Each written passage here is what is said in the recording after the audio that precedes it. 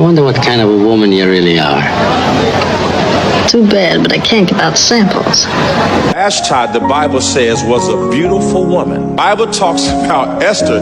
The Bible says that she's beautiful in her body, but attractive as a person. But it doesn't mean what we think it means. Because the beautiful woman got divorced, but the attractive woman got the position. Because there is a difference between being beautiful and being attractive. New tonight at 11, we're hearing from the family of a woman shot and killed outside of the Spalding County Courthouse. And tonight, the daughter of Crystal Evans says her mother did not have to die because she believes law enforcement actually dropped the ball because of a history of domestic violence between her mother and the suspect. 11 Alive, Teresa Bowles, live tonight in the newsroom with what we know tonight. Teresa? Well, Ron, tonight authorities have identified the suspect as Mr. Tom Mallory. Adding to her pain, Precious Evans tells me Mallory is her biological father. I mean, I feel like I don't have nobody. Precious Evans says she lost both of her parents at the same time. I don't have nobody to lean on. She says she watched her comforter, her mother, Crystal Evans, go through an ugly divorce with her father for a year. She was so happy after her divorce. She felt free. You know, we were even talking about doing a party. However, throughout that year, she also says she witnessed disturbing behavior. Crystal posts a cry for help on Facebook last year saying, "Please know if something happens to me, Tom Mallory did it." Even after the divorce, this man literally texted her, "Not happening." Precious says her mother was at the Spalding County Courthouse for a hearing connected to their separation Friday afternoon. The judge did issue a warrant. Instead of the judge taking him in right then and there, the judge said that he could turn himself in Monday night. In a lengthy Facebook post, Sheriff Daryl Dix says Crystal walked out of the courthouse to her car where Mallory met her, shooting her multiple times from the window. Mallory did not stop for police and eventually shot himself. He's alive, but Evans is not, which Precious believes could have been prevented. On September 13, 2024, the quiet streets of Griffin, Georgia, erupted into chaos when a 44-year-old woman was gunned down outside the Spalding County Courthouse. The shooter was her ex-husband, a man whose rage had been fueled by secrets she revealed online. Police swarmed the scene, but her life slipped away on the pavement, leaving a community stunned and a family shattered. As investigators unraveled the case, they discovered a chilling truth. Her social media posts, intended to reclaim her voice, had ignited a deadly obsession. This true crime saga of domestic violence, murder, and fatal betrayal reveals a woman's fight for freedom and the systemic failures that sealed her fate. What was the secret that cost Marjorie Crystal Evans her life, and why did no one act promptly to save her? This 11,000-word narrative delves into Crystal's vibrant life, her toxic marriage, the escalating abuse that spilled onto social media, and the courthouse shooting that ended her story. It's a haunting reminder of the dangers of stalking, the power of digital platforms, and the urgent need for justice in a world that too often ignores cries for help. Join us as we explore this domestic violence murder, a case that demands answers and action in Griffin and beyond. Marjorie Crystal Evans was a beacon of warmth, her presence a gift to everyone she met. Born in 1980 in Griffin, Georgia, a city nestled in Spalding County within the Atlanta metropolitan area, she grew up surrounded by the love of her parents and siblings. Griffin, with its violent crime rate of 49.5, more than double the national average of 22.7, was no stranger to hardship, but Crystal's childhood was a haven of joy. Her infectious smile and boundless kindness made her unforgettable, a woman whose soul radiated love and connection. Crystal's charm was effortless. She was approachable, her laughter a melody that drew people in. Friends described her as the heart of every gathering, her ability to make others feel valued, a rare gift. She wasn't just kind, she was magnetic, leaving a lasting mark on anyone who crossed her path. Her life was one of purpose, built on the foundation of her family and her dreams, a testament to her resilience in a city marked by challenges. In 2010, at 30, Crystal made a pivotal choice. She married Tom Mallory, a man she'd known since childhood. Their shared roots in Griffin fostered a deep familiarity, a bond that blossomed into love. They dreamed of a future together, exploring the world hand in hand, their travels a canvas of shared memories. Crystal believed they'd grow old together, their love enduring through time. But that dream would soon fracture, revealing a darkness she couldn't have foreseen. Their marriage welcomed a daughter, Precious Evans, and Crystal embraced motherhood with her whole heart. She didn't just raise a child, she crafted a home brimming with warmth, laughter, and cherished moments. Family dinners, birthday celebrations, and vacations became the fabric of their lives, snapshots of which Crystal shared on social media. Her posts captured the milestones, the joy and love defining her role as a mother. Precious was her pride, her legacy, a reason to keep building despite the storms ahead. Beyond family, Crystal was a visionary.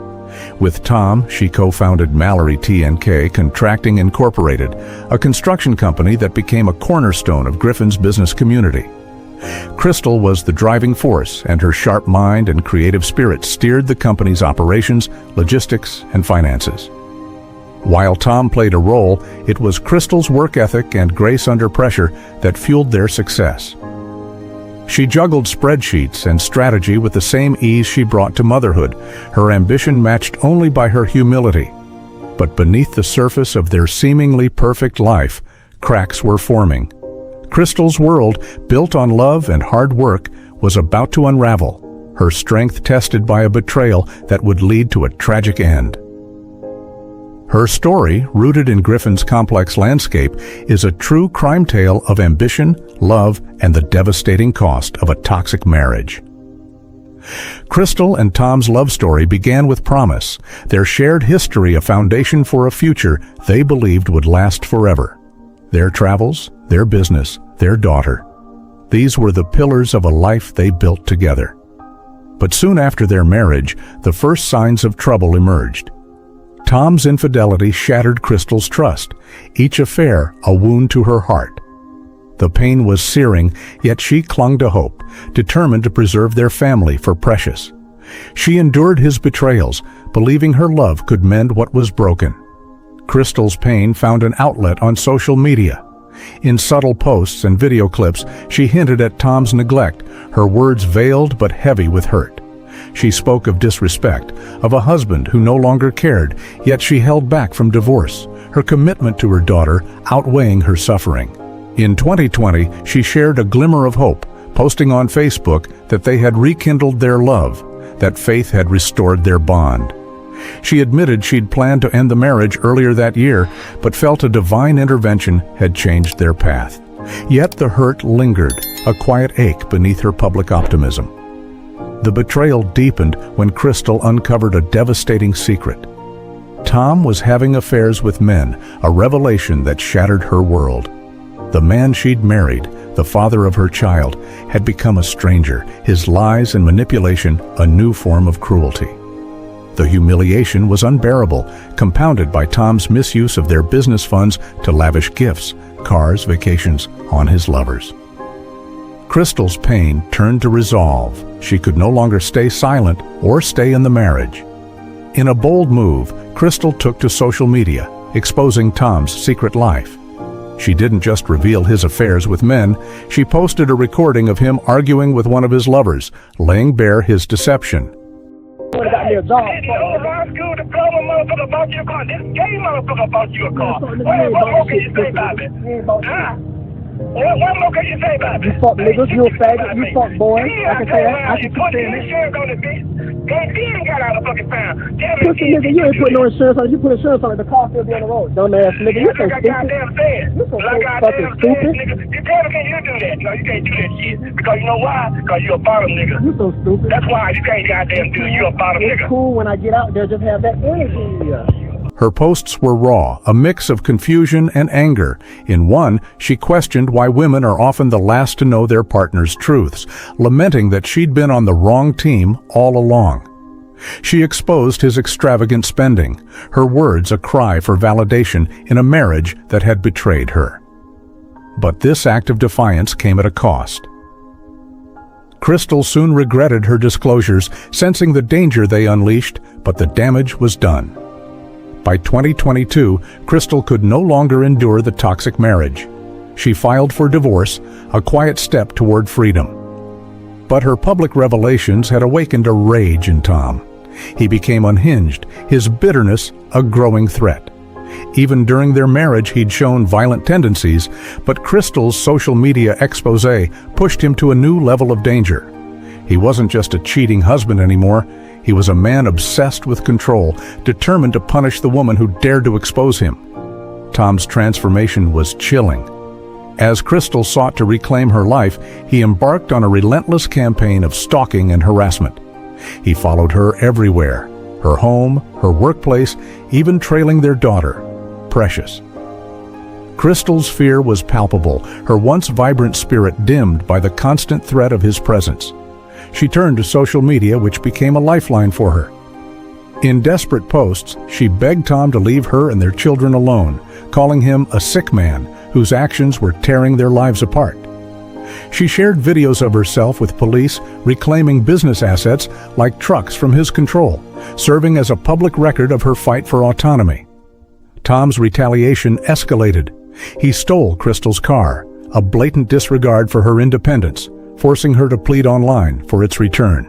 When she recovered it, she repainted it, a symbolic act of reclaiming her space. But Tom's actions grew darker. In 2019, he fired a gun outside her home, the shot a clear message: her life was in his hands. He followed it with a false active shooter report, a manipulative tactic to deflect blame and confuse authorities. Crystal responded with courage, documenting his threats on social media, creating a digital paper trail that would later haunt those who ignored her. She sought legal protection, filing a protective order in early 2023. But in a moment of doubt or fear, she requested its dismissal. A second order was dismissed when neither appeared in court, a missed opportunity to curb Tom's violence. His behavior only worsened. He forged a deed to her house using a stolen notary stamp, attempting to seize her property. He barricaded her inside her home, threatening to kill her so their daughters could inherit it. In February 2023, when confronted about breaking into her property, he cut off her water, power, and internet, isolating her further. He even crawled under her house to eavesdrop, taunting her with racist threats, saying she was acting like a white girl he'd have to kill. The financial toll was crushing. Tom sold shared property without her consent, draining their joint assets. For 2 years, Crystal used social media to sound the alarm, posting almost monthly about his death threats. He spoke to her face, to acquaintances, leaving a trail of fear. She wasn't alone in her fight. Friends, family, and neighbors witnessed his terror, providing affidavits and testimonials. Her daughter, Precious, became a fierce advocate, reporting his actions to authorities. In August 2024, Crystal secured another emergency protective order detailing his harassment and illegal acts.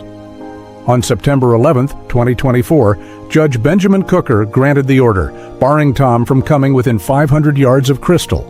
She pleaded for his arrest, insisting her life was in danger, but the judge dismissed the request, expecting Tom to surrender voluntarily. Crystal left the courtroom with the order and custody of some properties, but no real safety. Days later, she posted a haunting plea on Facebook. If anything happened to her, Tom Mallory was responsible. She explained her relentless posts as a deliberate paper trail, a record of a man she called extremely dangerous. Despite her warnings and multiple 911 calls, many from Precious, no one intervened. September 13, 2024, dawned as a day of reckoning. Crystal attended a hearing at the Spalding County Courthouse, where Tom faced charges for forging financial documents and violating probation. Fearing for her safety, she brought Precious and a friend for support. The courtroom felt tense, but proceedings moved forward without incident. No one sensed the tragedy brewing. Mid-hearing, Precious left for an appointment, grabbing her purse and exiting, leaving Crystal with her friend. Suddenly, Crystal felt exposed, her unease mirrored by her friend, who requested a deputy escort from a court clerk. The clerk failed to act, leaving them vulnerable. Crystal waited until Tom left the courthouse before heading to her car, saying goodbye to her friend. Surveillance cameras recorded her last moments as she walked alone across the street. Unbeknownst to her, Tom was parked nearby, his calmness reminiscent of a predator's patience. He had been there for minutes, his rage bubbling beneath the surface. To him, Crystal was the woman who had exposed his secrets, humiliated him, and dared to reclaim her life. Now she was within reach, defenseless. As Crystal crossed the street, Tom drew his gun and fired. The first shot wasn't enough. He fired again and again, bullets tearing through her from his car window. The gunfire's roar shattered Griffin's calm, sending bystanders scrambling. Crystal collapsed on the pavement, her life draining away. Tom sped off, his tires screeching, but his escape was short-lived. The courthouse was teeming with police, and Griffin officers and Spalding County deputies gave chase. They pursued him through streets and sharp turns, cornering him in a desperate standoff. Surrounded, Tom made a final choice. As officers demanded his surrender, he raised his gun, cocked it, and shot himself in the jaw. Deputies rushed him to a hospital where he clung to life. Back at the courthouse, others fought to save Crystal. Deputies administered first aid, trying to stem the bleeding, but her wounds were too severe. She died minutes later, her body cradled by the street, a pool of blood marking her end. At 44, Marjorie Crystal Evans was gone, her vibrant spirit silenced by a man who couldn't let her go. At the hospital, Precious learned Tom would survive, a bitter twist. He wouldn't escape justice easily. Recovery meant facing the consequences of his domestic violence murder. But for Crystal's family, the knowledge brought little comfort. Years of documented threats, cries for help on social media, and pleas to authorities had gone unheeded. The system had failed her, and Griffin's heart broke with her loss. The aftermath of Crystal's courthouse shooting sent shockwaves through Griffin. Residents demanded answers, their anger fueled by a system that ignored her warnings. Social media became a battleground, with posts condemning the Spalding County Sheriff's Department and the courts. Crystal's digital diary of abuse, affidavits from her children, friends, and neighbors, her relentless documentation, stood as evidence of a preventable tragedy. The community questioned how such a clear history of stalking and threats wasn't enough to protect her. Spalding County Sheriff Daryl Dix faced mounting backlash and issued a public statement. He acknowledged Crystal and Tom's long history of domestic violence complaints, noting frequent calls to their home. He claimed deputies often found the couple in conflict, with Crystal accusing Tom of hitting or threatening her, and Tom alleging Crystal's aggression, including claims she shot at him. Witnesses, when present, rarely corroborated either story, leaving deputies with a toxic relationship narrative. Dix insisted no explicit escort request was made on September 13th, denying claims of refusal. He pointed to legal limitations, arguing that law enforcement's hands were tied by judicial decisions and laws. The deputies who tried to save Crystal, he noted, were the same ones accused of inaction, a point meant to deflect blame. Dick's words enraged Griffin. Residents found his tone dismissive, his focus on legal constraints, a refusal to accept responsibility. Crystal's social media was a public plea. Her daughter's 911 calls a desperate alarm. The dismissal of her protective orders, first in 2022, then again in 2023, felt like a betrayal. Just days before the shooting, Precious had reported Tom's stalking, yet no action followed. The community learned of Tom's extensive violent history, amplifying their fury. Judge Benjamin Cooker's refusal to arrest Tom, despite Crystal's pleas and evidence, became a symbol of failure, his leniency a decision that cost a life. Precious, heartbroken, publicly criticized Dix, noting his lack of condolences or empathy. She saw his statement as a self-serving attempt to clear his name, not honor her mother. Not once did you offer your condolences, sympathy, or anything for my mom. That post was to clean his face, to to clear his name. Crystal's friends and family echoed her grief, their voices breaking as they shared memories. Precious told reporters of a call from her godmother describing Crystal's screams as she fell. If someone had walked out with her, Precious said, she'd be alive. And they did nothing. Had they had someone walked out with her, like, her friend asked, she would still be here. She spoke of her mother's joy post-divorce, her plans for a party, a life finally free, cut short by a system that didn't listen.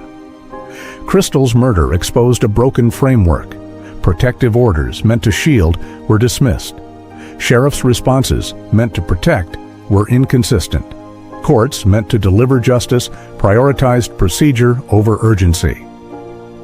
Griffin's residents demanded reform, stricter domestic violence laws, better training for deputies, and accountability for judges. Crystal's social media expose, while empowering, had made her a target, raising questions about the risks of public disclosures in abusive relationships. Marjorie Crystal Evans' domestic violence murder is a true crime tragedy that resonates far beyond Griffin. At 44, she was a mother, entrepreneur, and survivor whose voice rang out until the end. Her social media posts, a blend of joy and pain, were her weapon against a toxic marriage and a man who sought to control her. But they also fueled his rage, turning her fight for freedom into a fatal betrayal. Tom Mallory's courthouse shooting was the culmination of years of stalking, threats, and violence, a preventable act that exposes the gaps in our systems. Crystal's story is a warning. Domestic violence murders claim countless lives, often after being ignored pleas. Her relentless documentation, posts, videos, affidavits should have been enough, but it wasn't. The failure to arrest Tom, to escort Crystal, to act on her daughter's calls reflects a society that too often dismisses survivors. Griffin's high crime rate, while contextual, doesn't excuse the inaction. It demands greater vigilance. Her legacy is a call to action. For survivors, it's a plea to document threats, seek support, and demand protection. For communities, it's a demand for better laws, stronger restraining orders, stricter penalties for stalkers, and proactive policing. For social media users, it's a reminder of the power and peril of online voices. Crystal's posts gave her strength, but also exposed her, a double-edged sword in the digital age. Precious and her family carry a grief that won't fade, their loss a piece of Griffin's heart. Crystal deserved to celebrate her freedom, to watch her daughter grow, to build her business into a legacy. Instead, she died in a parking lot, her courage outliving her life. Her story must not be forgotten. Her death must not be in vain. If you or someone you know lives in fear, speak out. Contact authorities, document threats, lean on friends and family, and demand the protection you deserve. Crystal's tragic death reminds us to listen, to act, to change. Share your thoughts below and join us in honoring her memory. Thank you for reading. Please like, subscribe, and turn on notifications for more true crime stories that uncover the lives behind the headlines. We share new cases daily, shedding light on truths that demand to be heard.